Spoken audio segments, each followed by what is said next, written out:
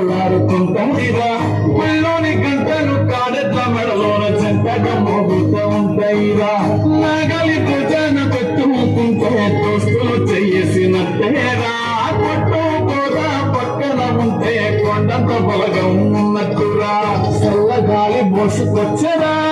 సేను సలగలా ముచ్చట్లు దారి పురుగు చెట్ల కొమ్మలా